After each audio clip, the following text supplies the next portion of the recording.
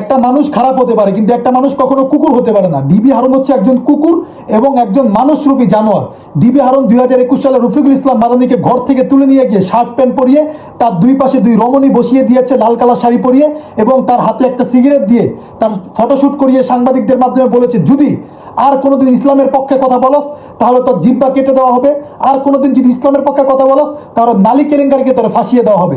রফিকুল ইসলাম মাদানি এবং মাওলানা মামুনুল হক সাহেব থেকে শুরু করে আলেমদের উপরে গুলি চালানোর নির্দেশ দিয়েছিল এই অখাদ্য কুখাদ্য এই নারীলোভী হারুন। নারীলোভী হারুন, এই যে একটা বাড়ি দেখেন গুলশান সোসাইটিতে, এই যে বাড়িটা দেখতে পাচ্ছেন, এই বাড়ির একটা মেয়ে আছে, নাম হচ্ছে ঋতু।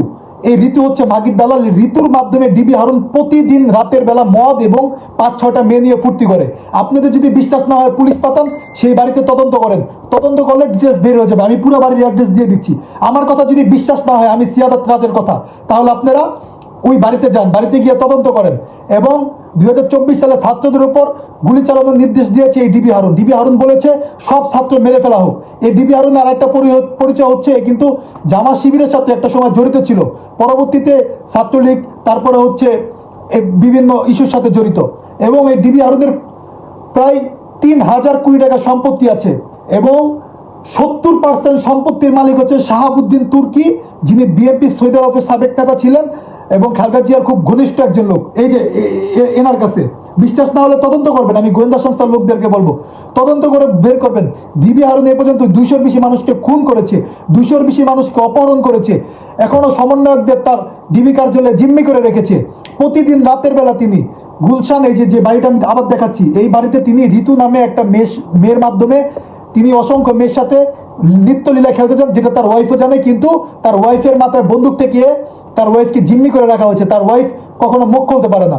ডিবি হারুনের কোটি কোটি টাকার সম্পত্তি শাহাবুদ্দিন তুর্কি নামে যে লোকটাকে দেখতে পাচ্ছেন ওনার কাছে আছে। উনি একজন বিএনপির নেতা, কারণ উনি এই নেতাকে কখনো গ্রেপ্তারও করে না, কখনো কিছু করেও না। তিনি আওয়ামী লীগের কাছে রাখে না, কারণ আওয়ামী লীগ সরকারি দল, যে কোনো সময় পল্টি দিতে পারে। এই কারণে বিএনপির একজন নেতাকে হুমকি দামকি দিয়ে এবং এই নেতার সাথে বন্ধুত্ব করে বিএনপির এই নেতার কাছে কোটি কোটি টাকা ডিবি হারুন রেখেছে। ডিবি হারুন যে উলঙ্গ ভিডিওটা ভাইরাল হয়েছে, এটা ডিবি হারুন ইমুর মাধ্যমে একটা সেক্স করতে গিয়ে ধরা খেয়েছে। সেই কারণে আমি বলবো যে ডিবি হারুন, তাকে আজকে বদলি করে দেওয়া হয়েছে, তাকে আরেক জায়গায় বদলি করে দেওয়া হয়েছে, তাকে বহিষ্কার করা হোক।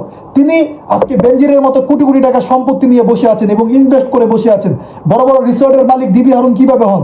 তার বেতন মাত্র 50 থেকে 60,000 টাকা। তিনি কিভাবে 2 লাখ টাকার শার্ট পরেন?